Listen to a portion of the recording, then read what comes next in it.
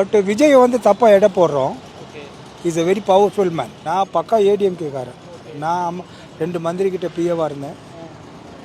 தலைவர், புரட்சி தலைவர், அம்மா, அதோடு அவ்வளோதான்.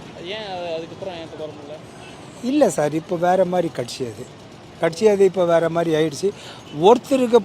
ஒருத்தரை பிடிச்சா தான் அந்த பதவி வரும். அப்போ அம்மா தலைவர் இருக்கும் போது வேறு, அம்மா இருக்கும் போது வேறு, யார் வேணால் பதவிக்கு வரலாம். இப்போ வந்து அந்தந்த யார் பொறுப்போ அவங்கள வச்சு தான் பண்ண முடியும்.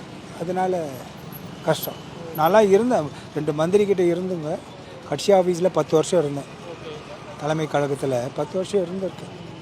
அந்த எக்ஸ்பீரியன்ஸில் நான் சொல்ல. பட் ஈஸியாக யாரும் வர முடியாது. போத் 2 பேருக்கும் வாய்ப்பு இருக்குது. விஜய்க்கே இருக்குது. விஜய்னா டிஎம்கே ஃபஸ்ட்டு இருக்குது. Second place Vijay. அது அதில் ஒன்றும் டவுட்டே கிடையாது.